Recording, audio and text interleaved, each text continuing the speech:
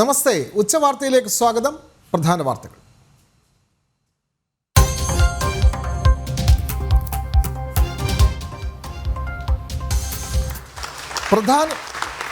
പ്രധാനമന്ത്രിക്ക് ശ്രീലങ്കയുടെ പരമോന്നത സിവിലിയൻ ബഹുമതി മിത്രവിഭൂഷൺ സമ്മാനിച്ച് ശ്രീലങ്ക. ശ്രീലങ്കയും ഭാരതവും ചരിത്ര ബന്ധമുള്ള രാജ്യങ്ങളെന്ന് നരേന്ദ്രമോദി. വിവിധ മേഖലകളിൽ സഹകരണം ശക്തിപ്പെടുത്തും.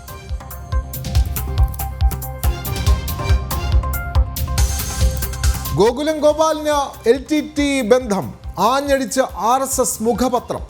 എമ്പുരാൻ ഫണ്ടിംഗ് അന്വേഷിക്കണമെന്നും ഓർഗനൈസർ. സാമ്പത്തിക ഇടപാടുകൾ പരിശോധിക്കാൻ ED.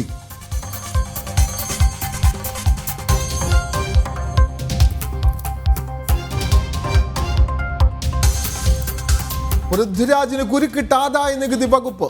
സിനിമകളുടെ പ്രതിഫലത്തിൽ വ്യക്തത തേടി. നോട്ടീസ് 2022 ഡിസംബറിലെ പരിശോധനകളുടെ തുടർച്ച.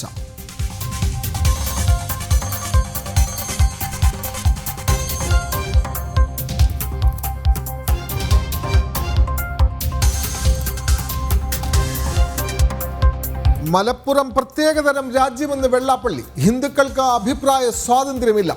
ജില്ലയിൽ ഈഴവർക്ക് കടുത്ത അവഗണന. ഹിന്ദുക്കൾ ജീവിക്കുന്നത് ഭയപ്പാടോടെയെന്നും SNDP യോഗം ജനറൽ സെക്രട്ടറി.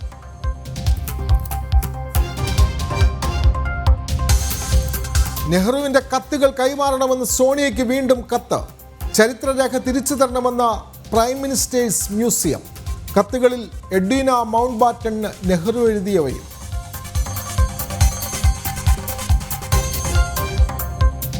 ആരാകും പുതിയ CPM ജനറൽ സെക്രട്ടറി? പാർട്ടി കോൺഗ്രസിൽ ചർച്ചകൾ സജീവം. കിസാൻ സഭ ദേശീയ അധ്യക്ഷൻ അശോക് ധാവളെ പരിഗണനയിൽ. MA ബേബിയും പട്ടികയിൽ.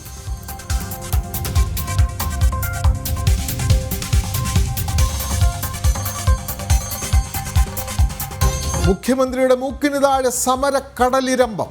ശയനപ്രദക്ഷിണവുമായി വനിതാ സിവിൽ പോലീസ് ഉദ്യോഗാർത്ഥികൾ. റാങ്ക് ലിസ്റ്റ് കാലാവധി അവസാനിക്കാൻ 15 ദിനം മാത്രം. ആശമാരുടെ സമരം 55-ാം ദിവസം. അംഗൻവാടി ജീവനക്കാർക്കെതിരെ പ്രതികാര നടപടിയുമായി ഉഴമലക്കൽ പഞ്ചായത്ത്.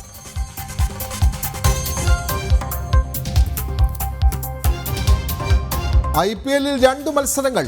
ആദ്യ പോരാട്ടം ചെന്നൈയുടെ ഡൽഹിയും തമ്മിൽ. രാത്രി 7:30 രാജസ്ഥാൻ പഞ്ചാബിനെ നേരിടും. സഞ്ജു ക്യാപ്റ്റൻ.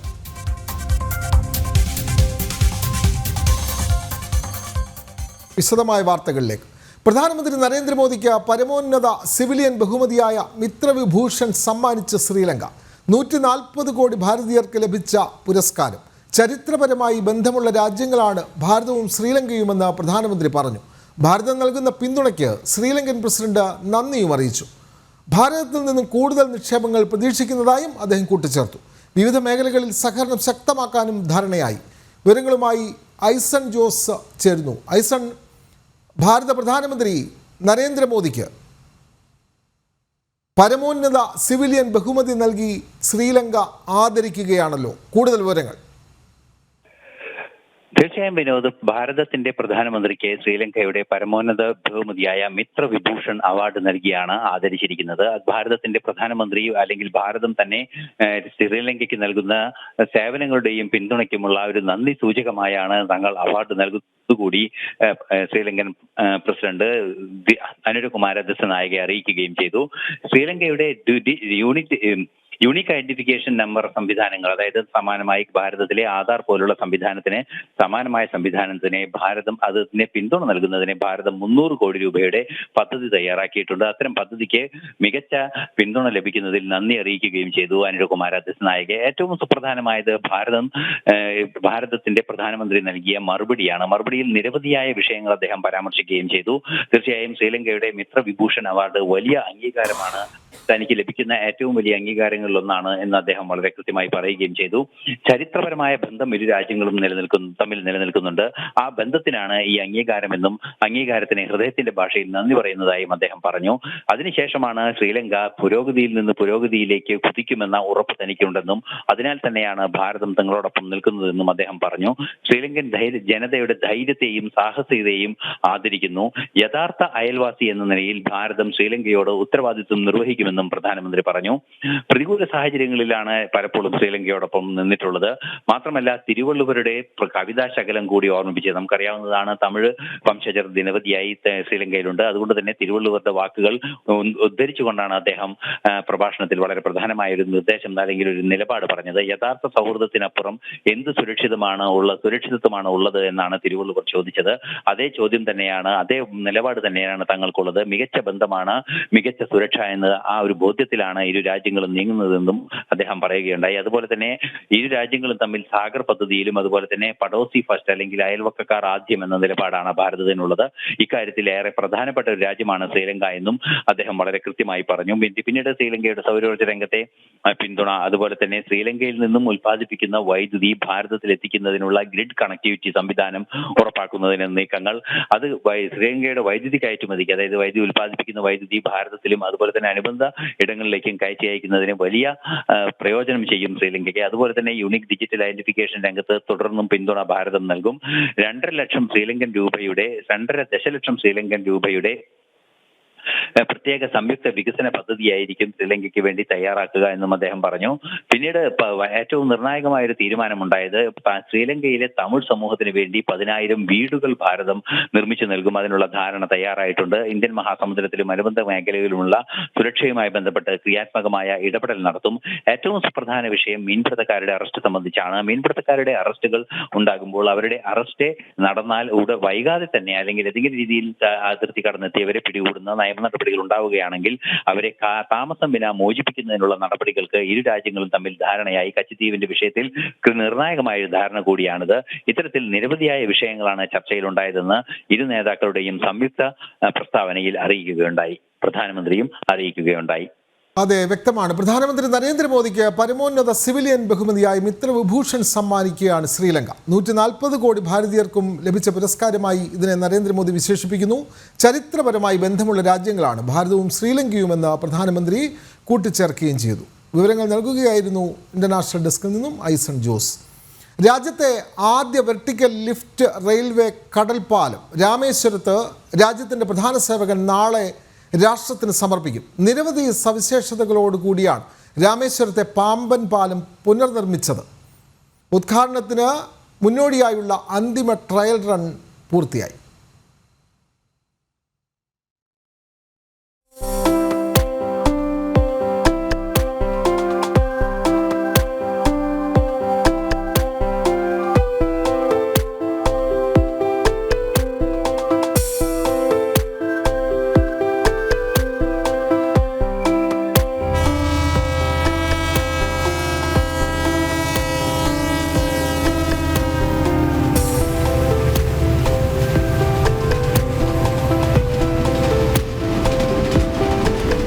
ബ്രിട്ടീഷ് ഭരണകാലത്ത് 1914 രാമേശ്വരത്തെ പാമ്പൻ പാലം നിർമ്മിച്ചത്. തുടർന്ന് അപകടാവസ്ഥയിലായ പാലത്തിലൂടെയുള്ള ട്രെയിൻ ഗതാഗതം 2022 ഡിസംബർ 23 നിർത്തിവച്ചു. പിന്നീട് പുതിയ പാലം നിർമ്മിച്ച് രാമേശ്വരത്തേക്കും ധനുഷ്കോടിയിലേക്കും എത്തുന്ന ഭക്തർക്ക് യാത്രാ സൗകര്യമൊരുക്കാൻ കേന്ദ്ര സർക്കാർ തീരുമാനമെടുത്തു. 2019 നവംബറിൽ പുതിയ പാമ്പൻ പാലത്തിന് പ്രധാനമന്ത്രി നരേന്ദ്രമോദി തറക്കല്ലിട്ടത്. 99ഓളം പില്ലറുകളിൽ 2.5 കിലോമീറ്ററോളം ദൂരത്തിലാണ് ഈ പാമ്പൻ പാലത്തിന്റെ നിർമ്മാണം നടന്നിരിക്കുന്നത്.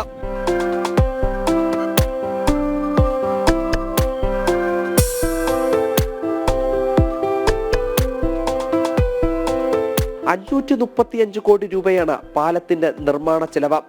റെയിൽവേയുടെ എഞ്ചിനീയറിംഗ് വിഭാഗമായ റെയിൻ വികാസ് നിഗം ലിമിറ്റഡാണ് പുതിയ പാമ്പൻ പാലം നിർമ്മിച്ചത്.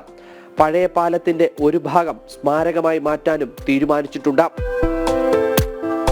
രാജ്യത്ത് ആദ്യമായിട്ടാണ് വെർട്ടിക്കൽ ലിഫ്റ്റ് റെയിൽവേ പാത നിർമ്മിക്കപ്പെടുന്നത്. പുതിയ പാമ്പൻ പാലം കുത്തനെ ഉയർത്താനും താഴ്ത്താനും ഇലക്ട്രോ മെക്കാനിക്കൽ വെർട്ടിക്കൽ ലിഫ്റ്റാണ് ഉപയോഗിക്കുന്നത്. പാലം ഉയർത്താൻ 3 മിനിറ്റും താഴ്ത്താൻ 2 മിനിറ്റുമാണ് സമയം. 22 മീറ്റർ വരെ സമുദ്രനിരപ്പിൽ നിന്നും ഉയർത്താനും സാധിക്കും. പഴയ പാലത്തിന് 1.5 മീറ്റർ മാത്രമായിരുന്നു ഉയർത്താൻ കഴിയുക.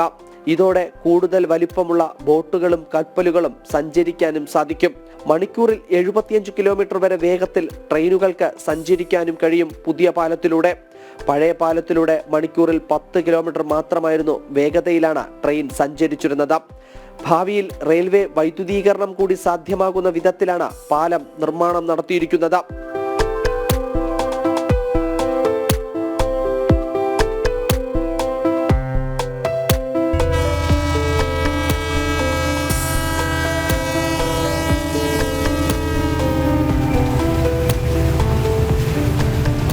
ട്രയൽ റൺ പൂർത്തിയായി കഴിഞ്ഞു. ഇനി രാമേശ്വരത്തെ പാമ്പം പാലം രാജ്യത്തിന് സമർപ്പിക്കാൻ മണിക്കൂറുകൾ മാത്രമാണ് അവശേഷിക്കുന്നത്. രാജ്യത്തിന്റെ പ്രധാന സേവകൻ ഈ പാലം രാജ്യത്തിന് സമർപ്പിക്കുമ്പോൾ അത് ചരിത്ര നിമിഷമായിരിക്കും. രാമേശ്വരത്ത് നിന്നും ക്യാമറ അസിസ്റ്റന്റ് അഖിലേഷ് മുരുകനും ക്യാമറമാൻ നിധിനുമൊപ്പം അഖിൽ പാലോട്ടുമടം, ജനം, തിരുവനന്തപുരം.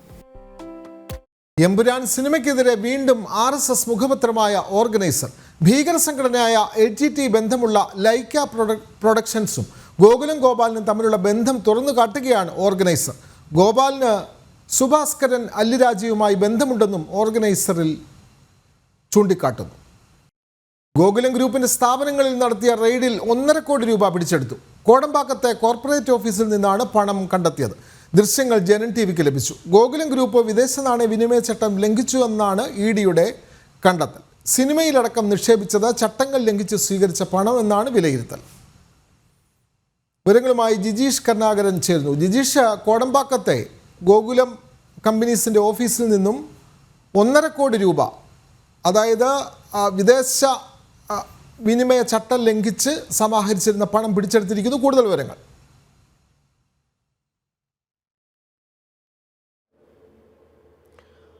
വിനോദ്, വലിയ തോതിൽ വ്യാപകമായി നടത്തിയ റെയ്ഡിൽ ഗോകുലം ഗ്രൂപ്പിന്റെ കമ്പനികളിൽ കോഴിക്കോടും ചെന്നൈയിലുമായി നടത്തിയ റെയ്ഡിൽ ചെന്നൈയിൽ നിന്നാണ് 1.5 കോടി രൂപ പിടിച്ചെടുത്തിരിക്കുന്നത്. അതിന്റെ ദൃശ്യങ്ങൾ തന്നെയാണ് നമ്മളിപ്പോൾ ഇതുമായി സംപ്രേഷണം ചെയ്യുകയും ചെയ്യുന്നത്. വലിയ ഒരു സാമ്പത്തിക ഇടപാടുകൾ നടന്നിട്ടുണ്ട്. ഒപ്പം തന്നെ വിദേശ നാണ്യ വിനിമയ ചട്ടം പൂർണ്ണമായും തന്നെ ലംഘിച്ചായിരുന്നു ഗോകുലം ഗ്രൂപ്പിന്റെ ഇടപാടുകൾ എന്ന് അന്വേഷണ സംഘത്തിന് വ്യക്തമായിട്ടുണ്ട്. അതിന്റെ അടിസ്ഥാനത്തിലായിരുന്നു പരിശോധനകൾ നടന്നത്. തുടർന്ന് നിരവധി രേഖകൾ ഈ 2 ഓഫീസുകളും, ഒന്ന് കോഴിക്കോട് ഓഫീസിലും സോണൽ ഓഫീസും ഒപ്പം തന്നെ ചെന്നൈ ഓഫീസിലുമായി നടത്തിയ പരിശോധനയിൽ നിർണായകമായ നിരവധി രേഖകളാണ് പിടിച്ചെടുത്തിട്ടുള്ളത്. പ്രധാനമായും വിദേശത്ത് നിന്ന് ചിട്ടിയിലേക്ക് പണം സ്വരൂപിക്കുന്നു. ആ പണമാണ് ഫെമ നിയമങ്ങൾ ലംഘിച്ചുകൊണ്ട് സ്വരൂപിച്ചിരുന്നത്. പ്രവാസികളിൽ നിന്ന് കോടിക്കണക്കിന് രൂപയാണ് ഇത്തരത്തിൽ സമാഹരിച്ചിരുന്നത്. ഈ പണം പിന്നീട് സിനിമാ നിർമ്മാണ മേഖലയിലേക്ക് മാറ്റുകയായിരുന്നു ഗോകുലം ഗ്രൂപ്പ് ചെയ്തിരുന്നത് എന്നുകൂടിയാണ് വ്യക്തമാകുന്നത്. അങ്ങനെയാണ് ഏറ്റവും ഒടുവിൽ എമ്പുരാൻ വിവാദ സിനിമ എമ്പുരാനുമായി ബന്ധപ്പെട്ട് കൂടി അന്വേഷണം പുരോഗമിക്കുകയും ചെയ്യുന്നത്. അതിന് മുടക്കിയ പണത്തെ സംബന്ധിച്ചെല്ലാം തന്നെ വിശദമായ അന്വേഷണം മുന്നോട്ട് പോകുന്നുണ്ട്. കാരണം ഫെമ നിയമങ്ങൾ ലംഘിച്ചുകൊണ്ട് സമാഹരിച്ച പണം എവിടെ നിന്നെല്ലാമാണ് പണം എത്തിയത് എന്നെല്ലാമുള്ള കാര്യങ്ങൾ മനസ്സിലാക്കേണ്ടതുണ്ട്. മാത്രമല്ല, എത്ര വർഷമായി ഇത്തരത്തിലുള്ള ഇടപാടുകൾ നടത്തുന്നുണ്ട് എന്നതിൽ കൂടുതൽ വ്യക്തത വരണം. ഇത് സംബന്ധിച്ചെല്ലാം തന്നെ ഒരിക്കൽ കൂടി ഗോകുലം ഗോപാലിനെ ചോദ്യം ചെയ്യാനുള്ള ഒരു സാധ്യതയാണ് ഉള്ളത്. കാരണം നേരത്തെ ഒരു തവണ ആദ്യം തന്നെ ഈ കേസ് രജിസ്റ്റർ ചെയ്തതിനു ശേഷം 2022 ഈ കേസ് രജിസ്റ്റർ ചെയ്തതിനു ശേഷം ഒരു തവണ ഗോകുലം ഗോപാലിനെ എൻഫോഴ്സ്മെന്റ് ഡയറക്ടറേറ്റ് കൊച്ചി ഓഫീസിൽ വിളിച്ചു വരുത്തിക്കൊണ്ട് ചോദ്യം ചെയ്തിരുന്നു. അതിനുശേഷം ഇന്നലെ 8.5 മണിക്കൂറോളം ചോദ്യം ചെയ്തു. ചെന്നൈയിൽ വിളിച്ചു വരുത്തി മണിക്കൂറുകൾ നീണ്ട ചോദ്യം ചെയ്യലിന് വിധേയനാക്കി. ഒരിക്കൽ കൂടി ചോദ്യം ചെയ്യാനുള്ള ഒരു സാധ്യത തന്നെയാണ് അന്വേഷണ സംഘം മുന്നോട്ട് വെക്കുന്നത്. മാത്രമല്ല, ബൈജു ഗോപാലിനെയും മകനും MDയുമായ ബൈജു ഗോപാലിനിൽ നിന്നും വിവരങ്ങൾ അന്വേഷണ സംഘം ശേഖരിച്ചിട്ടുണ്ട്. ഇതുമായി ഗോകുലം ഗ്രൂപ്പുമായി ബന്ധപ്പെട്ട പ്രധാനപ്പെട്ട ആളുകളെ വിശദമായി ചോദ്യം ചെയ്യുന്ന ഒരു നടപടിയിലേക്ക് തന്നെയാണ് പ്രധാനമായും എൻഫോഴ്സ്മെന്റ് ഡയറക്ടറേറ്റ് കടക്കുന്നത്. അതിനിടയിലാണ് അവിടെ ഇത്തരത്തിൽ സൂക്ഷിച്ചിരിക്കുന്ന 1.5 കോടി രൂപ, സാധാരണ നിലയിൽ ഇത്രയധികം പണം ഓഫീസുകളിൽ വെക്കാൻ പാടില്ല. ഗോകുലം ഗ്രൂപ്പിന്റെ ഓഫീസുകളിൽ അനധികൃതമായി സൂക്ഷിച്ച 1.5 കോടി രൂപ തമിഴ്നാട് കോടമ്പാക്കത്തെ ഓഫീസിൽ നിന്നാണ് പിടികൂടിയത്. ഗോകുലം ഗോപാലിനെ വീണ്ടും ചോദ്യം ചെയ്യാനുള്ള സാധ്യതകളുമുണ്ട്. വിവരങ്ങൾ നൽകുകയായിരുന്നു കൊച്ചിയിൽ നിന്നും ജിജീഷ് കരുണാകരൻ. നടൻ പൃഥ്വിരാജിന് ആദായ നികുതി വകുപ്പിന്റെ നോട്ടീസ്. നിർമ്മാണ കമ്പനിയുടെ പേരിൽ പണം വാങ്ങിയതിൽ വ്യക്തത വരുത്തണമെന്ന് ആദായ നികുതി വകുപ്പ് അറിയിച്ചു. കടുവ, ജനഗണമന, ഗോൾഡ് എന്നീ സിനിമകളുടെ പ്രതിഫലനത്തിലാണ് ആദായ നികുതി വകുപ്പ് വ്യക്തത തേടിയത്. സിനിമയിൽ അഭിനയിച്ചതിൽ പൃഥ്വിരാജ് പ്രതിഫലം വാങ്ങിയിരുന്നില്ല. 3 സിനിമകളുടെയും പ്രതിഫലം സംബന്ധിച്ചാണ് നോട്ടീസ്. സഹനിർമ്മാതാവ് എന്ന നിലയിൽ 40 കോടിയോളം രൂപ പൃഥ്വിരാജ് കൈപ്പറ്റിയെന്നതാണ് കണ്ടെത്തൽ. മലപ്പുറം ജില്ലയിൽ ഹിന്ദു സമൂഹം നേരിടുന്ന വെല്ലുവിളികൾ തുറന്നു പറഞ്ഞ് SNDP യോഗം ജനറൽ സെക്രട്ടറി വെള്ളാപ്പള്ളി നടേശൻ. മലപ്പുറത്ത് ഹിന്ദുക്കൾ ജീവിക്കുന്നത് ഒരു പ്രത്യേക രാജ്യത്തിലെന്ന പോലെയാണ്. സ്വന്തമായി അഭിപ്രായം പോലും പറയാനാവില്ല. ഭയപ്പാടോടെയാണ് ഹൈന്ദവ സമൂഹം ജീവിക്കുന്നതെന്നും വെള്ളാപ്പള്ളി പറഞ്ഞു. മലപ്പുറം നിലമ്പൂർ ചുങ്കത്തറയിൽ നടന്ന ശ്രീനാരായണ കൺവെൻഷനിൽ ഉദ്ഘാടനം ചെയ്യുകയായിരുന്നു അദ്ദേഹം. പതിവ് ശൈലിയിൽ വെട്ടിത്തുറന്ന് പറയുകയായിരുന്നു വെള്ളാപ്പള്ളി നടേശൻ. മലപ്പുറം ജില്ലയിലെ ഹിന്ദു സമൂഹം ഒരു പ്രത്യേക രാജ്യത്തിലെന്ന പോലെയാണ് കഴിയുന്നത്. ഈഴവ വിഭാഗത്തിൽപ്പെട്ടവർക്ക് കടുത്ത അവഗണന. സ്വാതന്ത്ര്യം ലഭിച്ച് ഏറെ വർഷങ്ങൾ പിന്നിട്ടെങ്കിലും പിന്നോക്ക വിഭാഗങ്ങൾക്ക് ഇവിടെ സ്വാതന്ത്ര്യമില്ലെന്നും അദ്ദേഹം പറഞ്ഞു. ഇന്ത്യക്ക് സ്വാതന്ത്ര്യം കിട്ടി ഇത്ര നാളായിട്ട് പോലും സ്വാതന്ത്ര്യത്തിൻ്റെ ഗുണഫലങ്ങളുടെ ഒരംശം പോലും ഈ പിന്നോക്ക വിഭാഗങ്ങൾക്ക് മലപ്പുറത്ത് ലഭിച്ചിട്ടുണ്ടോ? മഞ്ചേരി ഉള്ളതുകൊണ്ട്, അദ്ദേഹത്തിന് സ്ഥാപനം ഉള്ളതുകൊണ്ടും ഭരണകർത്താക്കൾ പിന്നാക്ക വിഭാഗങ്ങളെ വോട്ട് ബാങ്ക് മാത്രമായാണ് പരിഗണിക്കുന്നത്. ഈഴവർക്ക് ഇവിടെ തൊഴിലുറപ്പ് മാത്രമേയുള്ളൂ. രാഷ്ട്രീയ സാമ്പത്തിക വിദ്യാഭ്യാസ നീതി ഈഴവർക്ക് കിട്ടുന്നില്ലെന്നും വെള്ളാപ്പള്ളി നടേശൻ പറഞ്ഞു. ഒരു കുടിപ്പള്ളിക്കൂടം പോലും കൊടുത്തിട്ടില്ല. ഒരു കോളേജുണ്ട്, അവിടെ ഒരു ഹയർ സെക്കൻഡറി സ്കൂളുണ്ടോ? എന്തുണ്ട് മലപ്പുറത്ത്? നമുക്ക് തൊഴിലുറപ്പുണ്ടായിരിക്കണം. അതിലൊക്കെ നമുക്ക് വളരെ പ്രാതിനിധ്യമുണ്ട്. ബാക്കി എന്തിനാണ് നമുക്ക് പ്രാതിനിധ്യം? എല്ലാവർക്കും വോട്ട് കൊടുക്കാൻ മാത്രം വിധിക്കപ്പെട്ടവരാണ്. വോട്ട് കുത്തി എന്താണത്? നിലമ്പൂർ ചുങ്കത്തറയിൽ നടന്ന SNDP കൺവെൻഷൻ ഉദ്ഘാടനം ചെയ്ത് സംസാരിക്കുകയായിരുന്നു അദ്ദേഹം. ചടങ്ങിൽ നൂറുകണക്കിന് പ്രവർത്തകരും പങ്കെടുത്തു. ജനം, മലപ്പുറം. മണിപ്പൂർ വിഷയത്തിൽ ഡൽഹിയിൽ നിന്ന് നിർണായക യോഗം. കേന്ദ്ര ആഭ്യന്തരമന്ത്രി അമിത്ഷായാണ് യോഗം വിളിച്ചിട്ടുള്ളത്. മെയ്തി കുക്കി വിഭാഗത്തിൻ്റെ പ്രതിനിധികൾ യോഗത്തിൽ പങ്കെടുക്കും. ഇന്ന് ഉച്ചയോടെയാകും യോഗം ചേരുക. മാസപ്പടി കേസിൽ മുഖ്യമന്ത്രിയുടെ മകൾ വീണയ്ക്ക് കോടതി സമൻസ് നൽകും. Ernakulam judicial first class magistrate കോടതിയാണ് സമൻസ് നൽകുക. വീണയടക്കമുള്ള പ്രതികൾ കോടതിയിൽ ഹാജരായി ജാമ്യമെടുക്കണം.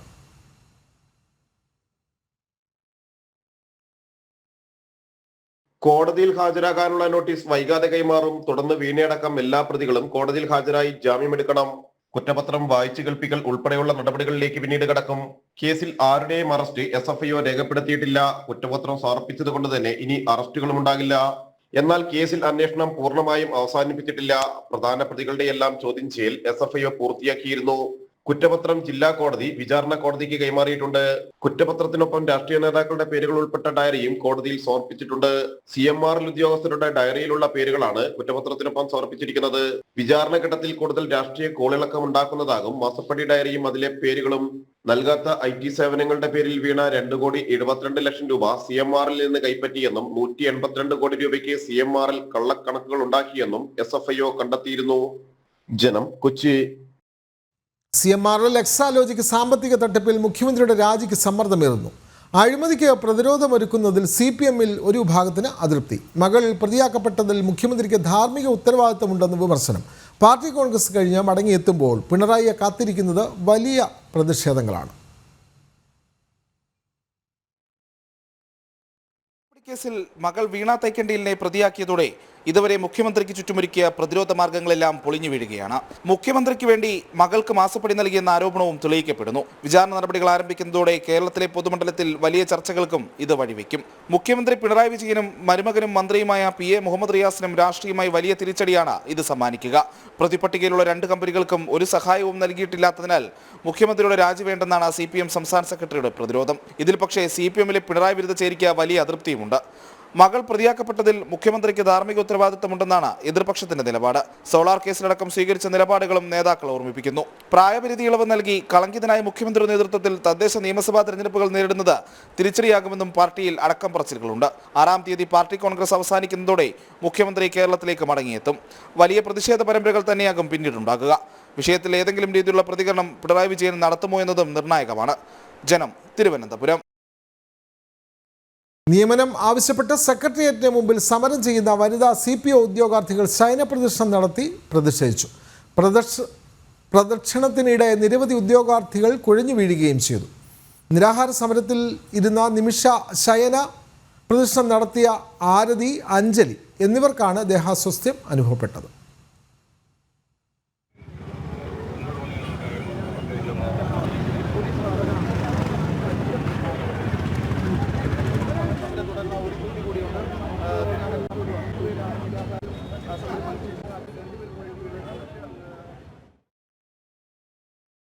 സമരം ചെയ്ത അംഗൻവാടി ജീവനക്കാർക്കെതിരെ പ്രതികാര നടപടിയുമായി LDF സർക്കാർ. നിയമ നടപടി സ്വീകരിക്കാതിരിക്കാൻ 7 ദിവസത്തിനകം വിശദീകരണം നൽകണമെന്നാണ് ഭീഷണി. തിരുവനന്തപുരം ഉഴമലക്കൽ പഞ്ചായത്താണ് കാരണം കാണിക്കൽ നോട്ടീസ് നൽകിയത്. അംഗൻവാടി അടച്ചിട്ടെന്നും പഞ്ചായത്തിൻ്റെ സൽപ്പേര് കളങ്കപ്പെടുത്തിയെന്നുമാണ് നോട്ടീസിലെ കുറ്റപ്പെടുത്തൽ.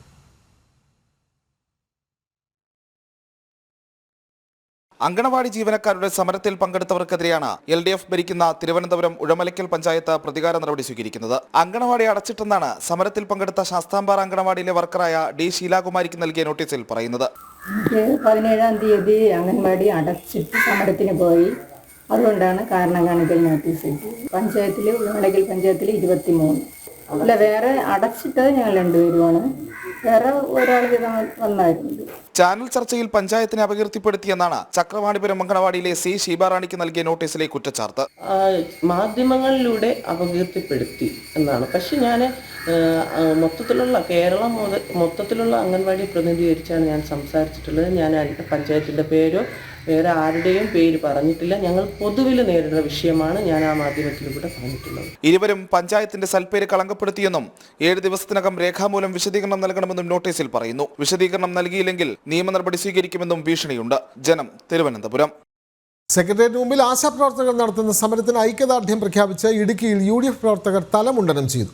കോൺഗ്രസ് മരിയാപുരം മണ്ഡലം പ്രസിഡന്റ് ജോബി അടക്കം 4 പേരാണ് തലമുണ്ടനം ചെയ്തത്. പ്രശ്നത്തിന് പരിഹാരമുണ്ടായില്ല എങ്കിൽ വ്യത്യസ്തമായ സമരവുമായി രംഗത്തെത്താനാണ് UDFന്റെ തീരുമാനം. വിവിധ ആവശ്യങ്ങൾ ഉന്നയിച്ചുള്ള UDFന്റെ രാപ്പകൽ സമരത്തിനിടെയായിരുന്നു ആശാവർക്കർമാർക്ക് പിന്തുണ പ്രഖ്യാപിച്ചുള്ള വ്യത്യസ്തമായ പ്രതിഷേധം. 7-8 ആശാ വർക്കർമാരിപ്പുണ്ട്. അവർ കൊറോണയുടെ കാലഘട്ടങ്ങളിലൊക്കെ ഓരോ വീടുകൾ കയറി ഇറങ്ങി ഓരോരുത്തരുടെ ബുദ്ധിമുട്ടുകളും പ്രയാസങ്ങളും മനസ്സിലാക്കി അവർക്ക് എന്ത് മെഡിസിനാണ് എന്താ വേണ്ടതെന്ന് അറിഞ്ഞ് അവരെ സഹായിച്ചവരാണ്. അങ്ങനെ കൂടി നിന്നവരെ നമ്മൾ മാറ്റി നിർത്തുന്നത് ഒരിക്കലും ശരിയല്ല. അതുകൊണ്ടാണ് കോൺഗ്രസ് മണ്ഡലം കമ്മിറ്റിയുടെ നേതൃത്വത്തിൽ ഈ എൻ്റെ സഹപ്രവർത്തകരായ ലിജോ കൊഴിഞ്ഞാലിക്കുന്നതിലും സാബു വെങ്കട്ടക്കലും ജോബിയും മുടി മുണ്ടനം ചെയ്ത് ആശാ വർക്കർമാർക്ക് ഐക്യദാർഢ്യം പ്രഖ്യാപിക്കാൻ തീരുമാനിച്ചത്. പിണറായി സർക്കാരിനുള്ള അവർ പുള്ളിയുടെ ഏറ്റവും വലിയ ഒരു തിരിച്ചടിയാണിത്. കാരണം അവരെ മാനിക്കാൻ, അവരെ ആശാ വർക്കർമാരെ കാണുവാനോ കേൾക്കുവാനോ അവരുടെ സംഘടനകളിൽ ഒന്ന് പങ്കുചേരുവാനോ കഴിയാതെ ഇരിക്കുന്ന ആ മുഖ്യമന്ത്രി രാജിവെച്ച് പുറത്തു പോകണം. അതുപോലെ തന്നെ ആരോഗ്യമന്ത്രി അവര് തോന്നുന്നില്ല ബ്യൂട്ടീഷ്യൻ പാർലറിലൊക്കെ പോയി ആസ്വദിച്ച് ജീവിക്കുക എന്നുള്ളതല്ലാതെ സാധാരണക്കാരുടെ ഒരു ബുദ്ധിമുട്ടുകൾ മനസ്സിലാക്കാൻ അവർ മനസ്സ് കാണിക്കുന്നില്ല. നിയമസഭയിലെ EMS സ്മൃതി ഡിജിറ്റൽ മ്യൂസിയത്തിനായി സർക്കാർ ചെലവഴിക്കുക 2.25 കോടി രൂപ. 6 വർഷം മുമ്പ് 82 ലക്ഷം രൂപ വകയിരുത്തിയ പദ്ധതിയുടെ എസ്റ്റിമേറ്റാണ് 2.25 കോടിയിൽ എത്തിയത്. സർക്കാരിൻ്റെ കാലാവധി അവസാനിക്കുന്നതിന് മുമ്പ് പദ്ധതി പൂർത്തിയാക്കാനുള്ള നീക്കം സാമ്പത്തിക പ്രതിസന്ധിയെ അവഗണിച്ചു തന്നെ. നേതാവ് EMSന്റെ സ്മൃതി എന്ന പേരിൽ നിയമസഭയിൽ ഡിജിറ്റൽ ലൈബ്രറി പദ്ധതിക്ക് പിണറായി സർക്കാർ തുടക്കം കുറിച്ചത് 2019 സ്പീക്കർ P. ശ്രീരാമകൃഷ്ണന്റെ കാലത്ത്. 82 ലക്ഷം രൂപ ആകെ ചെലവ് കണക്കാക്കിയാണ് സർക്കാർ പദ്ധതി ആരംഭിച്ചത്.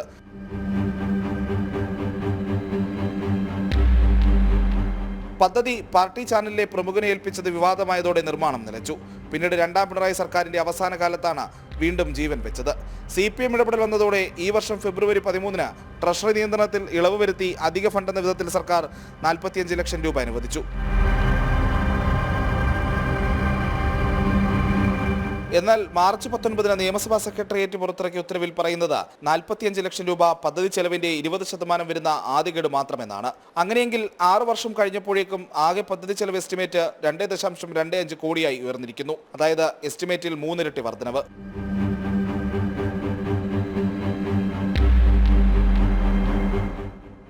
ആദ്യ ഗഡു interactive museum of cultural history of കേരളയുടെ അക്കൗണ്ടിൽ ക്രെഡിറ്റ് ചെയ്യാൻ നിർദ്ദേശിക്കുന്ന ഉത്തരവാണ് പദ്ധതി ചെലവിലെ വർധനവ് വ്യക്തമാക്കുന്നത്. സർക്കാരിന്റെ കാലാവധി അവസാനിക്കാൻ ഇനി 12 മാസം മാത്രമാണ് ബാക്കി. ഇതിനുള്ളിൽ നിർമ്മാണ പ്രവർത്തനങ്ങൾ പൂർത്തിയാക്കാനാണ് നീക്കം. ആശമാർക്ക് ഓണറേറിയം വർദ്ധിപ്പിക്കാൻ പണമില്ലെന്ന് പറയുന്ന സർക്കാരാണ് ഇടത് നേതാവിന് സ്മൃതി മന്ദിരം പണിയാൻ കോടികൾ നൽകുന്നതെന്നതാണ് വൈരുദ്ധ്യം. പ്രജിത് മോഹനൻ, ജനം, തിരുവനന്തപുരം. വഖഫ് വിഷയത്തിൽ കോൺഗ്രസ് നേതാക്കളായ രാഹുലിൻ്റെയും പ്രിയങ്കയുടെയും നടപടിക്കെതിരെ മുസ്ലിം ലീഗിൽ കടുത്ത അതൃപ്തി. ഇരുവരുടെയും നിലപാട് കേരളത്തിൽ ദൂരവ്യാപക പ്രത്യാഘാതം ഉണ്ടാക്കുമെന്ന് ലീഗിൻ്റെ മുന്നറിയിപ്പ്. വഖഫ് പോലെ ഏറ്റവും ഗൗരവമായ വിഷയത്തെ ലാഘവത്തോടെ കൈകാര്യം ചെയ്തത് ശരിയല്ല. അതൃപ്തി ഇരുവരെയും നേരിട്ട് അറിയിക്കാനാണ് ലീഗിൻ്റെ തീരുമാനം. വഖഫ് ഭേദഗതി ബില്ല് വിഷയത്തിൽ സമാനതകളില്ലാത്ത പ്രതിസന്ധിയിലാണ് കോൺഗ്രസ്. മുസ്ലിം ലീഗ് കോൺഗ്രസ് പരസ്യപോരിലേക്ക് വിഷയം എത്തിയിരിക്കുകയാണ്. വഖഫ് വിഷയത്തിൽ രാഹുലും പ്രിയങ്കയും സ്വീകരിച്ച നിലപാടുകൾ ഒരിക്കലും ഒരു മുന്നണി സംവിധാനത്തിന് ഭൂഷണമല്ല എന്നാണ് ലീഗിന്റെ നിലപാട്. വളരെ രാഘവത്തോടെയാണ് വിഷയത്തെ ഇരുവരും കണ്ടത്. ഇത് ഒരു കാരണവശാലും അംഗീകരിക്കാൻ കഴിയില്ല എന്നാണ് ലീഗിനുള്ളിലെ പൊതുവികാരം. ഇങ്ങനെ മുൻപോട്ടു പോയാൽ അത് മുന്നണിക്ക് കേരളത്തിൽ ദൂരവ്യാപകമായ പ്രത്യാഘാതമുണ്ടാക്കും. വിഷയത്തിൽ ഉണ്ടായ നീരസം രാഹുലിനെയും പ്രിയങ്കയും നേരിട്ടറിയിക്കാനാണ് ലീഗിന്റെ തീരുമാനം. കൂടാതെ വഖഫ് ഭേദഗതി ബില്ലിനെതിരെ ഒറ്റയ്ക്ക് രാഷ്ട്രീയ നിയമ പോരാട്ടങ്ങൾ നടത്താനാണ് മുസ്ലിം ലീഗ് നിലവിൽ തീരുമാനിച്ചിരിക്കുന്നത്. ജനം, കോഴിക്കോട്. സംസ്ഥാനത്തെ 3872 റേഷൻ കടകൾ നിർത്തലാക്കണമെന്ന ശുപാർശയുമായി സർക്കാർ നിയോഗിച്ച വകുപ്പ് തല സമിതി. റേഷൻ വ്യാപാരികളുടെ പ്രശ്നങ്ങൾ പഠിക്കാൻ നിയോഗിച്ച 3-അംഗ സമിതിയുടേതാണ് ഈ റിപ്പോർട്ട്. റേഷൻ കടകളുടെ എണ്ണം കുറച്ച് വ്യാപാരികളുടെ കമ്മീഷൻ വർദ്ധിപ്പിക്കാനാണ് ശുപാർശ. എന്നാൽ ഈ തീരുമാനങ്ങൾ അംഗീകരിക്കേണ്ടതില്ല എന്നാണ് തൊഴിലാളി സംഘടനകളുടെ തീരുമാനം. ദേശീയ ഭക്ഷ്യഭദ്രതാ നിയമം നടപ്പിലാക്കിയതിനു ശേഷമുള്ള റേഷൻ വ്യാപാരികളുടെ വിവിധ പ്രശ്നങ്ങൾ പഠിച്ച് റിപ്പോർട്ട് സമർപ്പിക്കാനാണ് റേഷനിംഗ് കൺട്രോളറായിരുന്ന കെ മനോജ് കുമാർ കൺവീനറും vigilance officer SS Anidath, law officer K Usha എന്നിവർ അംഗങ്ങളുമായി വകുപ്പ് തല സമിതിയെ സർക്കാർ നിയോഗിച്ചത്.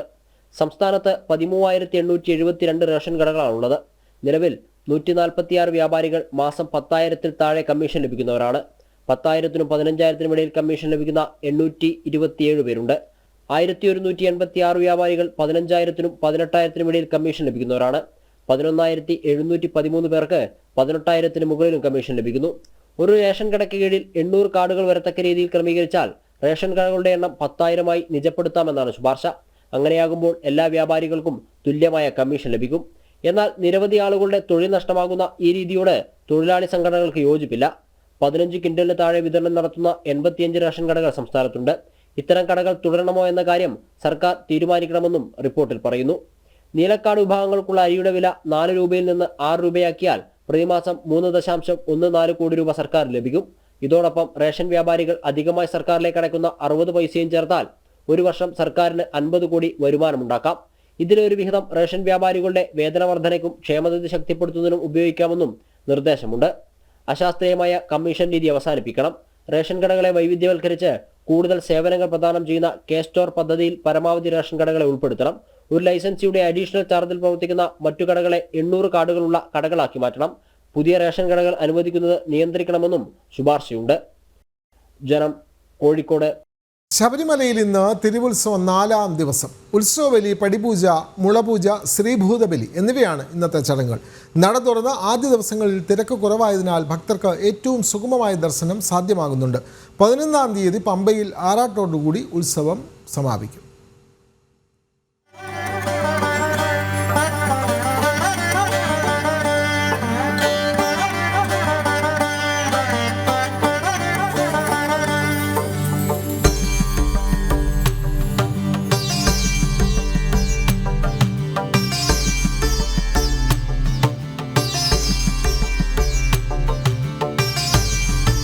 നട തുറന്നതിന് ശേഷമുള്ള കഴിഞ്ഞ 4 ദിവസങ്ങളെക്കാൾ കൂടുതൽ ഭക്തർ ഇന്ന് ദർശനത്തിനെത്തുന്നുണ്ട്.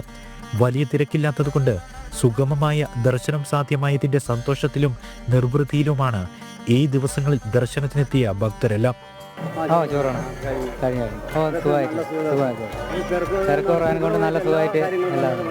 വളരെ സന്തോഷം. കാരണം എല്ലാവിധ സൗകര്യങ്ങളും ഇവിടെ കിട്ടിയിട്ടുണ്ട്. സുഖമായ ദർശനം കിട്ടി. ഞാൻ 10-30 വർഷം ഞാൻ ഇവിടെ വന്നിരുന്നു. പക്ഷെ ഇന്ന് ഇത്ര സുഖം എനിക്കിതുവരെ കിട്ടിയിട്ടില്ല. നന്നായി തൊഴാൻ പറ്റി. എല്ലാ സൗകര്യങ്ങളും ഇല്ല, തിരക്കൊന്നുമില്ല. പമ്പേ തിരക്കില്ല. നന്നായിട്ട് മല കയറി. അയ്യപ്പൻ്റെ എല്ലാവിധ അനുഗ്രഹങ്ങളും ഞങ്ങൾക്ക് കിട്ടിയിട്ടുണ്ട്. രാവിലെ പതിവ് പൂജകൾക്ക് ശേഷം ഉത്സവബലി ചടങ്ങുകൾ ആരംഭിച്ചു. 5-ാം ഉത്സവ ദിനമായ നാളെ വിളക്കെഴുന്നള്ളിപ്പ് നടക്കും. ഇന്ന് വൈകിട്ട് ദീപാരാധനയ്ക്ക് ശേഷം പടിപൂജ, മുളപൂജ, അത്താഴപൂജ, ശ്രീഭൂതബലി തുടങ്ങി ചടങ്ങുകൾ. രാത്രി 10-ന് ഹരിവരാസനം പാടി നടയടയ്ക്കും. 10-ാം തീയതി രാത്രി 9-ന് ശരംകുത്തിയിലേക്ക് പള്ളിവേട്ട എഴുന്നള്ളത്ത്. 11-ാം തീയതി രാവിലെ 11 മണിക്കാണ് പമ്പയിൽ ആറാട്ട് നടക്കുക. ജനം, സന്നിധാനം. മദനന്തേശ്വര സിദ്ധിവിനായക.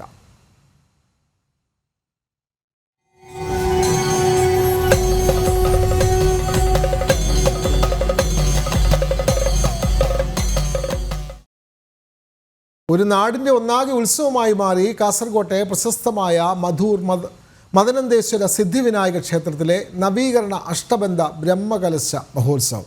ലക്ഷക്കണക്കിന് ഭക്തരാണ് ബ്രഹ്മകലശാഭിഷേക ചടങ്ങിൻ്റെ ഭാഗമാകാൻ ക്ഷേത്രത്തിലേക്ക് എത്തുന്നത്. മഹോത്സവത്തിൻ്റെ ഭാഗമായി 33 വർഷത്തിന് ശേഷം നടക്കുന്ന മൂടപ്പ സേവാ ചടങ്ങ് ഇന്ന് രാത്രി നടക്കും. 12 ദിവസങ്ങളിലായി നടക്കുന്ന ചടങ്ങുകൾ വരുന്ന 7-ാം തീയതി പൂർത്തിയാകും. വിവിധ സംസ്കാരങ്ങളുടെയും ആചാരങ്ങളുടെയും വിവിധ ഭാഷകളുടെയും സംഗമ കേന്ദ്രമാണ് മധൂർ ശ്രീ മദനന്തേശ്വര സിദ്ധിവിനായക ക്ഷേത്രം. പതിറ്റാണ്ടുകളായി ഭക്തർ കാത്തിരിക്കുന്ന മൂടപ്പ സേവ എന്ന അതിവിശിഷ്ടമായ ചടങ്ങിന് സാക്ഷ്യം വഹിക്കാൻ ഒരു നാടാകെ ഒരേ മനസ്സോടെ ഒരു നദി പോലെ സംഗമിക്കുകയാണ് ഇവിടെ. ദിവസങ്ങളായി നടന്നുവരുന്ന അഷ്ടബന്ധ ബ്രഹ്മകലശാഭിഷേകത്തിന്റെ ഭാഗമാകാൻ ലക്ഷക്കണക്കിന് ഭക്തരാണ് ഇവിടെ എത്തിക്കൊണ്ടിരിക്കുന്നത്. കഴിഞ്ഞ മാസം 27-ാം തീയതി മുതൽ ആരംഭിച്ച് ഏപ്രിൽ മാസം 7-ാം തീയതി രാവിലെയോടെ സമാപിക്കുകയാണ്. ഇന്ന് 10ാമത്തെ ദിവസമാണ്. 30-ാം തീയതി പുനഃപ്രതിഷ്ഠ നടന്നു. 2-ാം തീയതി ബ്രഹ്മകലശോത്സവം നടന്നു. ഇന്ന് പ്രധാനപ്പെട്ട ഗണപതിയുടെ വഴിപാടായ മൂടപ്പ സേവ നടക്കുകയാണ്. ഓരോ ദിവസവും ലക്ഷക്കണക്കിന് ഭക്തജനങ്ങളാണ് ഇവിടെ ഒഴുകിയെത്തുന്നത്. ഈ ക്ഷേത്രത്തിനോടുള്ള വിശ്വാസമാണ് അത് തെളിയിക്കുന്നത്. ഈ പ്രദേശത്തെ വീടുകളിൽ എന്ത് ശുഭകാര്യമുണ്ടായാലും ആദ്യം മധൂർ ഗണപതിയെ പ്രാർത്ഥിച്ചുകൊണ്ടാണ് എല്ലാ ശുഭകാര്യങ്ങളും ഇവിടെ നടക്കുന്നത്. ഗണപതി ഭഗവാനെ അപ്പം കൊണ്ട് മൂടുന്ന ഒരു ചടങ്ങ്, അതാണ് മൂടപ്പ സേവയെക്കുറിച്ച് പറയാനുള്ളത്. 16 മുടി അരി എന്നാണ് പറയുക. ആ 16 മുടി അരി കൊണ്ട് ഗണപതി ഭഗവാനെ ശയനം നടത്തുന്ന സമയത്താണ് മൂടപ്പ സേവയുടെ ആരംഭം. ആ സമയത്ത് ഗണപതി ഭഗവാനെ അപ്പം കൊണ്ട് മൂടി ശയനം നടത്തുകയും അതിൻ്റെ പിറ്റേ ദിവസം രാവിലെ നട തുറക്കുന്ന സമയത്ത് ഭക്തജനങ്ങൾക്ക് ഗണപതി ഭഗവാനെ കാണാൻ സാധിക്കുക അപ്പത്തിൽ മൂടിയ ഗണപതി ഭഗവാനായിട്ടാണ്. പിന്നീട് ആ അപ്പം തന്ന ഭക്തജനങ്ങൾക്ക് വിതരണം ചെയ്യുകയും ചെയ്യും. അതാണ് ഇവിടെ മൂടപ്പ സേവയുടെ പ്രധാന ചടങ്ങുകളായിട്ട് വരുന്നുള്ളത്. സംഘടനാ മികവ് കൊണ്ടും ഇവർ നമ്മെ അത്ഭുതപ്പെടുത്തുന്നു. ഇത്രയേറെ ഭക്തർ ഒഴുകിയെത്തിയിട്ടും പരാതികളോ ബുദ്ധിമുട്ടുകളോ ഇല്ലാതെ എല്ലാം സുഗമമായി നടക്കുന്നു. ജനം, കാസർഗോഡ്. കരിക്കകത്തമ്മയ്ക്ക് പൊങ്കാല ബുധനാഴ്ച.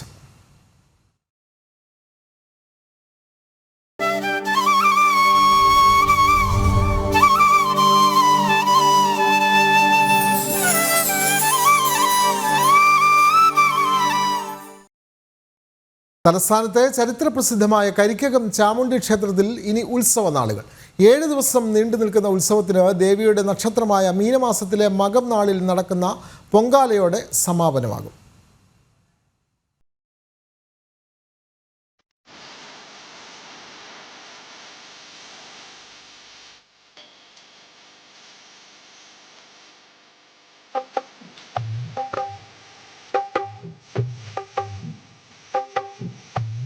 ഏഴ് ദിവസം നീണ്ടു നിൽക്കുന്ന ഉത്സവത്തിനാണ് സമാരംഭമായത്. ഉത്സവ ദിനങ്ങളിൽ ദിവസവും രാവിലെ പന്തീരടി പൂജ, നവകം, കലശാഭിഷേകം എന്നിവയും വൈകിട്ട് ഭഗവതി സേവയും പുഷ്പാഭിഷേകവും നടക്കും. 7-8 തീയതികളിൽ രാവിലെ 8:40 മുതൽ ദേവി തങ്കരഥത്തിൽ പുറത്തേക്ക് എഴുന്നള്ളും. 9-നാണ് കരിക്കകം പൊങ്കാല. ഉത്സവത്തോടനുബന്ധിച്ച് ട്രസ്റ്റ് വിപുലമായ ഒരുക്കങ്ങളും സംവിധാനങ്ങളുമാണ് ഭക്തജനങ്ങൾക്കായി ഏർപ്പെടുത്തിയിട്ടുള്ളത്.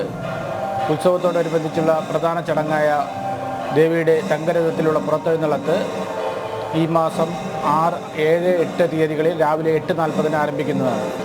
മറ്റൊരു പ്രധാന ചടങ്ങായ പൊങ്കാല 7-ാം ഉത്സവ ദിവസമായ ഏപ്രിൽ മാസം 9-ാം തീയതി രാവിലെ 9:40 പണ്ടാരടുപ്പിൽ ക്ഷേത്രതന്ത്രി പുലിയന്നൂർ ഇല്ലത്ത് നാരായണൻ അനുജൻ നമ്പൂതിരിപ്പാട് അഗ്നി പകർന്ന് പൊങ്കാല ആരംഭിക്കുന്നതും ഉച്ചയ്ക്ക് 2:15 ദേവിയുടെ ഉടവാൾ പൊങ്കാലക്കളത്തിൽ എഴുന്നള്ളിച്ച് ഭക്തി നിർഭരമായ അന്തരീക്ഷത്തിൽ പൊങ്കാല തർപ്പണവും നടക്കുന്നതാണ്. പൊങ്കാല ദിനത്തിൽ രാവിലെ 9:40 ക്ഷേത്ര ശ്രീകോവിൽ നിന്ന് പൊങ്കാലക്കളത്തിലെ പണ്ടാര അടുപ്പിലേക്ക് തീ പകരും. ഉച്ചയ്ക്ക് 2:15 ദേവിയുടെ ഉടവാൾ പൊങ്കാലക്കളത്തിൽ എഴുന്നള്ളിച്ച് പൊങ്കാല തർപ്പണം നടക്കും. രാത്രി അത്താഴ പൂജയ്ക്ക് ശേഷം ദേവിയുടെ ഉടവാൾ ഗുരുസിക്കളത്തിൽ എഴുന്നള്ളിച്ച് താന്ത്രിക വിധിപ്രകാരമുള്ള ഗുരുസിയോടുകൂടി ഇത്തവണത്തെ ഉത്സവം സമാപിക്കും.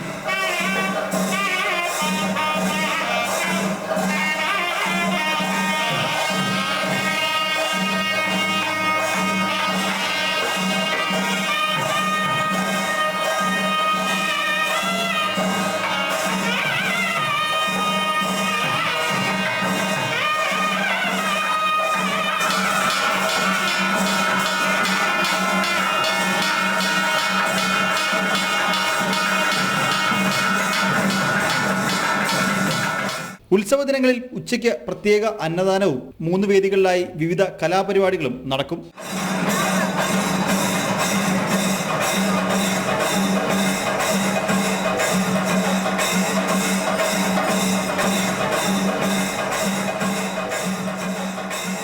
ജനം, തിരുവനന്തപുരം. ചരിത്രപ്രസിദ്ധമായ മംഗളാദേവി ചിത്ര പൗർണമി മഹോത്സവം മെയ് 12-ന് കേരള തമിഴ്നാട് സർക്കാരുകൾ ചേർന്ന് നടത്തുന്ന മഹോത്സവത്തിൻ്റെ ഒരുക്കങ്ങൾ വിലയിരുത്താനായി ഉദ്യോഗസ്ഥരുടെ സംയുക്ത യോഗം കുമളിയിൽ ചേർന്നു. ഇടുക്കി, തേനി ജില്ലാ കളക്ടർമാരുടെ നേതൃത്വത്തിൽ മംഗളാദേവി ക്ഷേത്രത്തിലും സന്ദർശനം നടത്തി. പെരിയാർ കടുവ സങ്കേതത്തിനുള്ളിൽ സ്ഥിതി ചെയ്യുന്ന അതിപുരാതന ക്ഷേത്രമായ മംഗളാദേവി കണ്ണകി ക്ഷേത്രത്തിലെ ചിത്ര പൗർണമി മഹോത്സവത്തിന്റെ ഭാഗമായി വിപുലമായ ക്രമീകരണങ്ങൾ ഒരുക്കാനാണ് ഉദ്യോഗസ്ഥ യോഗത്തിൽ തീരുമാനമായത്. ഇടുക്കി ജില്ലാ കളക്ടർ വി വിഘ്നേശ്വരിയുടെയും തേനി ജില്ലാ കളക്ടർ രഞ്ജിത് സിംഗിന്റെയും നേതൃത്വത്തിൽ പരിശോധനകൾ നടത്തി. ഉത്സവ ദിവസം രാവിലെ 6 മണി മുതൽ 2:30 വരെയാണ് ക്ഷേത്രത്തിലേക്ക് പ്രവേശനം അനുവദിക്കുക. വൈകുന്നേരം 5:30 ശേഷം ക്ഷേത്ര പരിസരത്ത് ആരെയും തുടരാൻ അനുവദിക്കില്ല. ഭക്തരുടെ സുരക്ഷയ്ക്കും ക്ഷേത്രത്തിന്റെയും വനത്തിന്റെയും പരിപാവനതയ്ക്കും മുൻതൂക്കം നൽകി പരിസ്ഥിതി സൗഹാർദ്ദ ക്ഷേത്ര ദർശനത്തിനുള്ള എല്ലാ സംവിധാനങ്ങളും ഒരുക്കുമെന്ന് അധികൃതർ അറിയിച്ചു.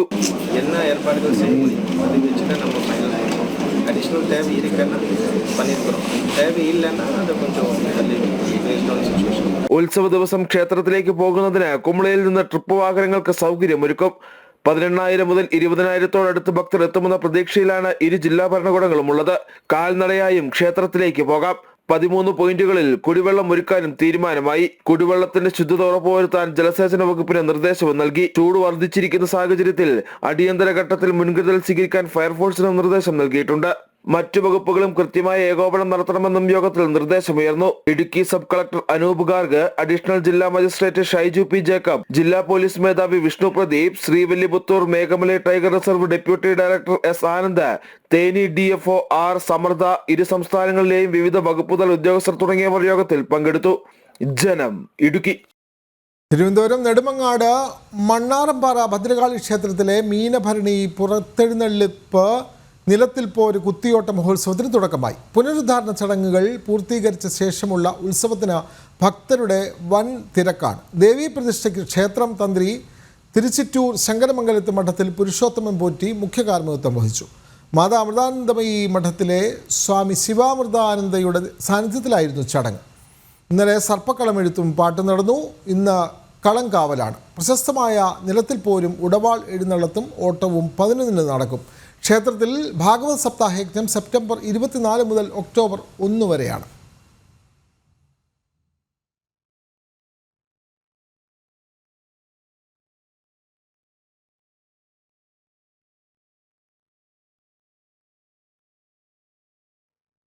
CPM-ന്റെ സംഘടനാ ദൗർബല്യങ്ങൾ പാർട്ടി കോൺഗ്രസിൽ തുറന്നു പറഞ്ഞ കേരള ഘടകം.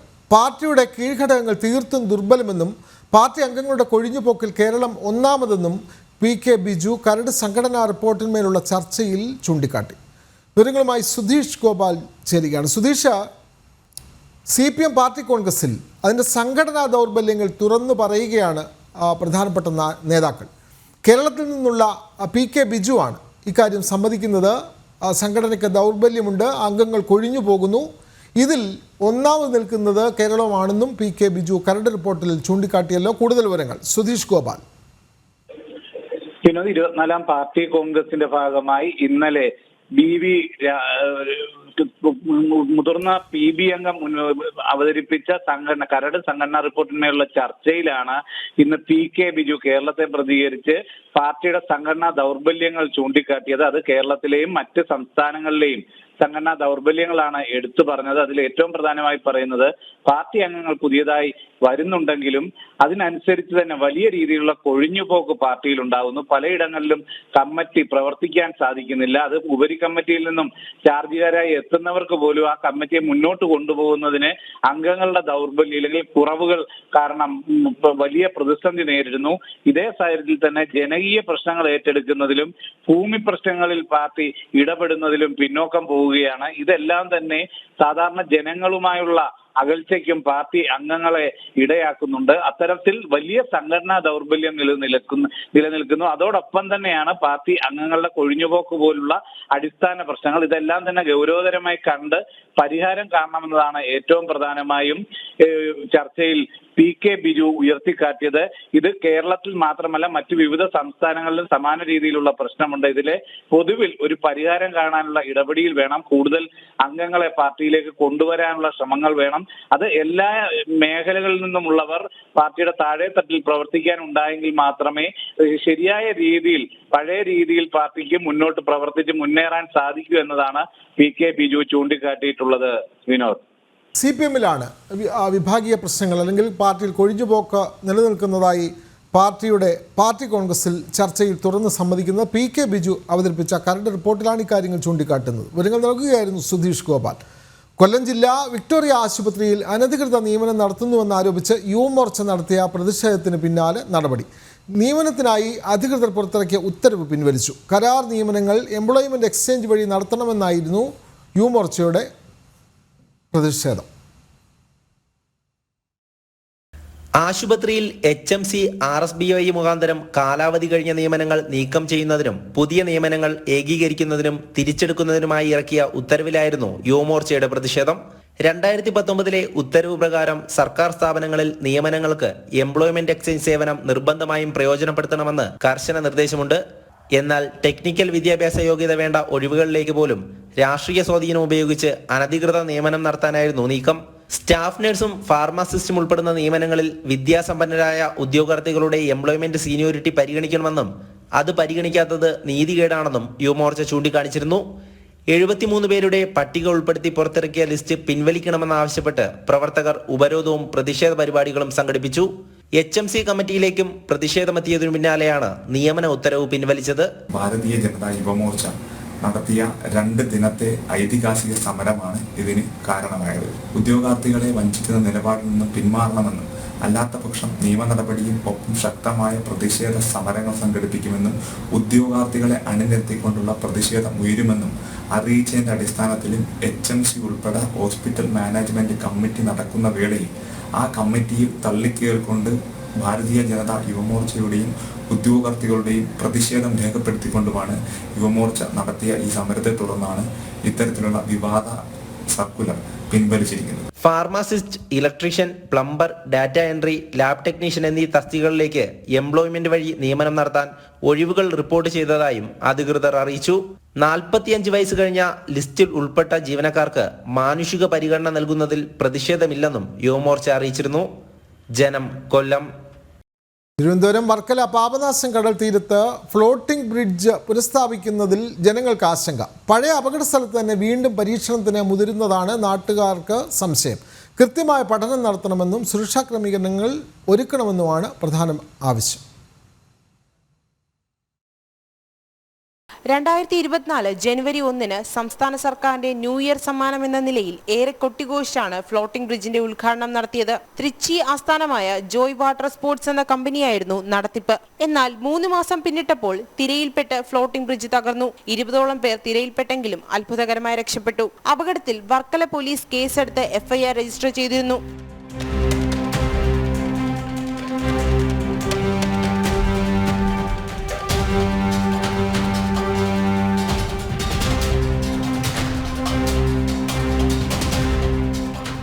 അപകടം നടന്ന അതേ സ്ഥലത്താണ് ഇപ്പോൾ ഫ്ലോട്ടിംഗ് ബ്രിഡ്ജ് വീണ്ടും സ്ഥാപിച്ചത്. NADയുടെ സ്റ്റെബിലിറ്റി ടെസ്റ്റ് പരിശോധനയ്ക്കും പഠനത്തിനുമായി ഫ്ലോട്ടിംഗ് ബ്രിഡ്ജ് പുനഃസ്ഥാപിച്ചുവെന്നാണ് സ്വകാര്യ കമ്പനിയുടെ വാദം.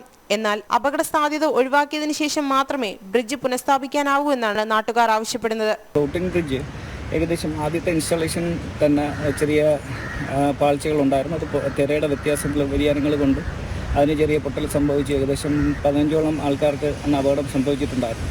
അതിൻ്റെ ഭാഗമായിട്ട് കുറച്ച് നാൾ ഇത് നിർത്തിവെക്കുകയും ഇതിൻ്റെ ഓപ്പറേറ്റേഴ്സിനെതിരെ പോലീസ് കേസെടുക്കുകയൊക്കെ ചെയ്തിട്ടുണ്ടായിരുന്നു. മുമ്പുണ്ടായ അപകടത്തിൽ അന്വേഷണം പൂർത്തിയാക്കുന്നതിന് മുൻപ് പാപനാശം ബലിമണ്ഡപത്തിന് സമീപമായി വീണ്ടും ഫ്ലോട്ടിംഗ് ബ്രിഡ്ജ് സ്ഥാപിച്ചെങ്കിലും ബ്രിഡ്ജ് തകർന്നതോടെ ശ്രമം ഉപേക്ഷിച്ചു. ഇതിന് പിന്നാലെയാണ് സുരക്ഷാ പ്രശ്നങ്ങൾ ചൂണ്ടിക്കാട്ടി നാട്ടുകാർ എതിർപ്പുയർത്തുന്നത്. സുരക്ഷ എന്ന് പറയുന്നത് ഫസ്റ്റ് സുരക്ഷയാണ്. അപ്പോൾ ആ സുരക്ഷ ഉത്തരവാദിത്ത ടൂറിസം അത് വേണം. അപ്പോൾ അതില്ലാതെ നമുക്ക് ഇങ്ങനെയുള്ള അഡ്വഞ്ചറായിട്ടുള്ള കാര്യം കൊണ്ടുവരുമ്പം അതിനുള്ള കുറേ മാനദണ്ഡങ്ങളുണ്ട്. ഇപ്പോൾ ഈ പറയുന്ന നമ്മുടെ കടലിൻ്റെ ഒരവസ്ഥയുണ്ട്. വർക്കല നിവാസികൾക്കറിയാം വർക്കലയിലെ കടലിൻ്റെ ഒരു അവസ്ഥ. അത് ദിനം പ്രതി ഈ കടലിൻ്റെ സ്വഭാവം മാറിക്കൊണ്ടിരിക്കുകയാണ്. ഫയർ ആൻഡ് സേഫ്റ്റി, മറ്റേ കോസ്റ്റ് ഗാർഡ്, അങ്ങനെയൊക്കെയുള്ള ഒരുപാട് ഡിപ്പാർട്ട്മെൻറ്റുകളിൽ നിന്ന് പേപ്പർ ഇതിൻ്റെയൊക്കെ സാങ്ഷൻ വാങ്ങിച്ച് വേണം ഇത് തുടങ്ങാൻ. പാപനാശം കടൽ തീരത്ത് ശക്തമായ തിരമാലകളും അടിയൊഴുക്കും എപ്പോൾ വേണമെങ്കിലും ഉണ്ടാകാം. ബ്രിഡ്ജിൽ അപകടമുണ്ടായാൽ പരിക്കേറ്റവരെ ആംബുലൻസിൽ എത്തിക്കണമെങ്കിൽ തീരത്ത് നിന്നും 300 മീറ്ററിലേറെ ദൂരം കാൽനടയായി കൊണ്ടുപോകണം. മറ്റ് ദുരന്ത പ്രതികരണ സംവിധാനങ്ങളുടെ അപര്യാപ്തതയും നാട്ടുകാർ ചൂണ്ടിക്കാട്ടുന്നുണ്ട്. ജനം, തിരുവനന്തപുരം. പൊതുജനാരോഗ്യത്തിന് പുല്ലുവില കൽപ്പിച്ച ഇതര സംസ്ഥാന തൊഴിലാളികളുടെ പുകയില ഉൽപ്പന്ന കടകൾ ശരീരത്തിന് ഗുരുതര പ്രശ്നങ്ങൾ ഉണ്ടാക്കുന്ന ചേരുവകൾ ചേർത്താണ് അനധികൃതരുടെ കൺമുന്നിൽ നിർബാധം വിൽപ്പന തുടരുന്നത്. ഭക്ഷണ പദാർത്ഥമല്ലെന്ന് ബോട്ടിൽ തന്നെ രേഖപ്പെടുത്തിയിരിക്കുന്ന പദാർത്ഥങ്ങൾ ചേർത്ത് തന്നെയാണ് മുറുക്കാൻ വിൽക്കുന്നതും. അതിൻ്റെ ദൃശ്യങ്ങൾ ജനം ടിവിക്ക് ലഭിച്ചു.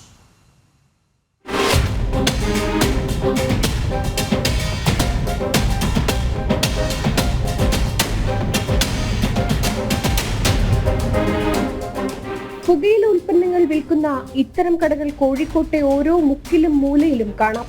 വിൽപ്പനക്കാർ മിക്കവരും ഇതര സംസ്ഥാന തൊഴിലാളികളാണ്. ഈ പുകയില ഉൽപ്പന്നം ഇത് ഭക്ഷണ പദാർത്ഥമല്ലെന്ന് കുപ്പിക്ക് മുകളിൽ കൃത്യമായി രേഖപ്പെടുത്തിയിരിക്കുന്നു. അഥവാ ഏതെങ്കിലും തരത്തിൽ കഴിച്ചാൽ ക്യാൻസർ പോലുള്ള മാരക രോഗത്തിന് കാരണമാകുമെന്നതും തീർച്ച. എന്നാൽ വഴിയോരത്തെ പുകയില ഉൽപ്പന്നങ്ങൾ വിൽക്കുന്ന ഇത്തരം കടകളിൽ ഇത് സുലഭമായി ലഭിക്കുന്നു എന്നതാണ് വസ്തുത. പുകയിലയ്ക്ക് മുകളിൽ ഈ ലഹരി വസ്തു വിതറിയാണ് കച്ചവടം ചെയ്യുന്നതെന്ന ദൃശ്യങ്ങളിൽ കാണാം.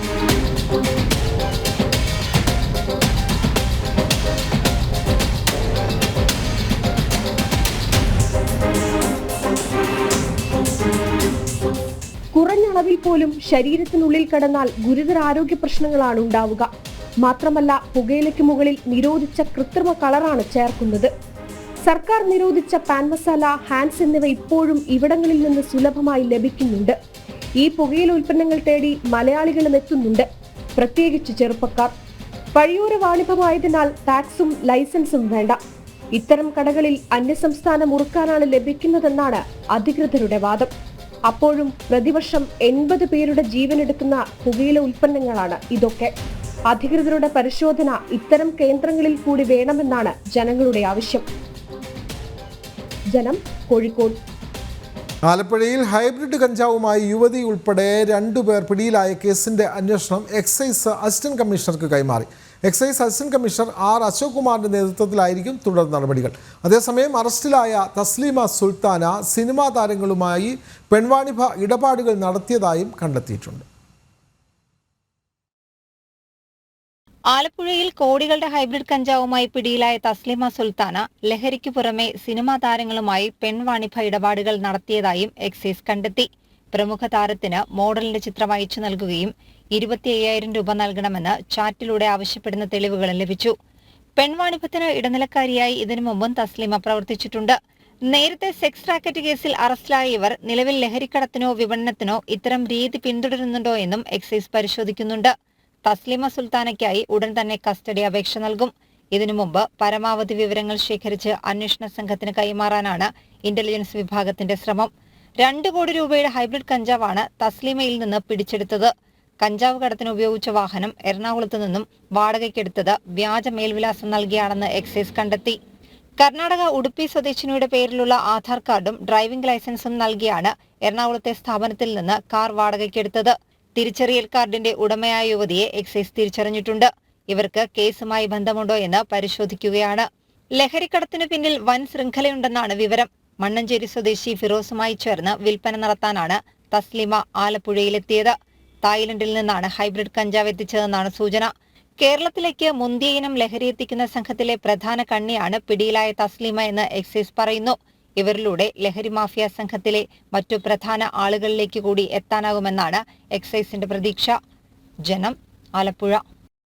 ആശാവർക്കർമാരുടെ വിമർശനത്തിന് പിന്നാലെ INTUC സംസ്ഥാന അധ്യക്ഷനെ തള്ളി കോൺഗ്രസ് നേതാക്കൾ. ആർ ചന്ദ്രശേഖരൻ്റേത് പാർട്ടി നിലപാടല്ല, വിഷയത്തിൽ പാർട്ടി നടപടിയെടുക്കുമെന്നും KPCC അധ്യക്ഷൻ K സുധാകരൻ. INTUC നിലപാടിനോട് യോജിപ്പില്ല എന്ന് രമേശ് ചെന്നിത്തലയും തുറന്നടിച്ചു. മന്ത്രിമാരുമായുള്ള ചർച്ചയിൽ ട്രേഡ് യൂണിയനുകൾ വഞ്ചനാപരമായ നിലപാട് സ്വീകരിച്ചുവെന്നായിരുന്നു ആശാവർക്കർമാരുടെ വിമർശനം. എന്തായാലും ആശാവർക്കർമാരുടെ സമരം അത് ജനകീയമല്ല, അതിനധിക പിന്തുണയില്ല. അത് കുറച്ചാളുകൾ മാത്രം നടത്തുന്ന സമരം എന്നുള്ള നിലയിലായിരുന്നു INTUC സംസ്ഥാന അധ്യക്ഷൻ R ചന്ദ്രശേഖരൻ നേരത്തെ പ്രതികരിച്ചത്. എന്നാൽ ചന്ദ്രശേഖരൻ്റെ അഭിപ്രായത്തോട് യോജിപ്പില്ല എന്ന് KPCC അധ്യക്ഷൻ K സുധാകരനും അതേപോലെ തന്നെ രമേശ് ചെന്നിത്തലയും വ്യക്തമാക്കുകയാണല്ലോ. കൂടുതൽ വിവരങ്ങൾ പ്രശാന്ത്.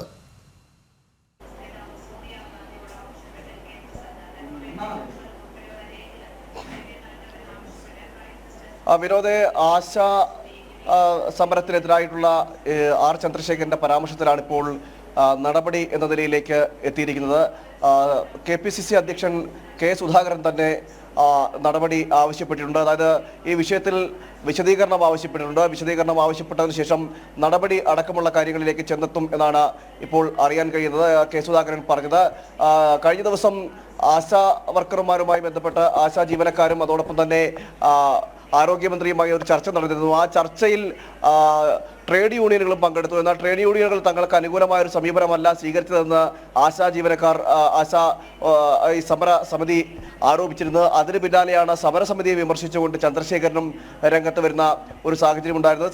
സമരസമിതിക്ക് ഒത്തുതീർപ്പ് നടപടി അല്ലെങ്കിൽ ഒത്തുതീർപ്പ് മനോഭാവം ഇല്ലെന്നായിരുന്നു ഈ ചന്ദ്രശേഖരന്റെ പരാമർശം. ഇതിന് പിന്നാലെ ഇത് വലിയ രീതിയിൽ വിമർശനങ്ങൾക്കിടയാക്കുകയും ചെയ്തു. തുടർന്ന് ഈ ചന്ദ്രശേഖരന്റെ വിമർശനങ്ങൾക്ക് പിന്നാലെ ആശാ ജീവനക്കാരും ആശാ സമരസമിതി അംഗങ്ങളും പ്രതികരിക്കുകയും ചെയ്തു, വിമർശിക്കുകയും ചെയ്തു. ഇങ്ങനെ ആരോപണ പ്രത്യാരോപണങ്ങളുടെ വിമർശനങ്ങൾ ഉയരുന്നതിനിടയിലാണ് ഇപ്പോൾ KPCC നേതൃത്വവും വിഷയത്തിൽ ഇടപെട്ടിരിക്കുന്നത്. നേതൃത്വം ഈ വിഷയം ഇടപെട്ട ശേഷം KPCC അധ്യക്ഷൻ K സുധാകരൻ തന്നെ പറഞ്ഞിരിക്കുകയാണ്, ഇത് പാർട്ടിയുടെ നിലപാടല്ല, കേവലം ചന്ദ്രശേഖരന്റെ നിലപാടാണ്. അതുകൊണ്ട് തന്നെ INTUC സംസ്ഥാന അധ്യക്ഷൻ R ചന്ദ്രശേഖരനെ തള്ളിപ്പറയുകയാണ് KPCC അധ്യക്ഷൻ K സുധാകരനും കോൺഗ്രസ് നേതാവ് രമേശ് ചെന്നിത്തലയും. ആശാവർക്കർമാരുടെ സമരം അതിന് ജനകീയ പിന്തുണ എന്നുള്ള നിലയിലായിരുന്നു INTUC നേതാവിൻ്റെ പ്രതികരണം. വിവരങ്ങൾ നൽകുകയായിരുന്നു പ്രശാന്ത് ശങ്കരമംഗലത്ത്. ഉച്ചവാർത്ത പൂർത്തിയാവുന്നു. നമസ്തേ.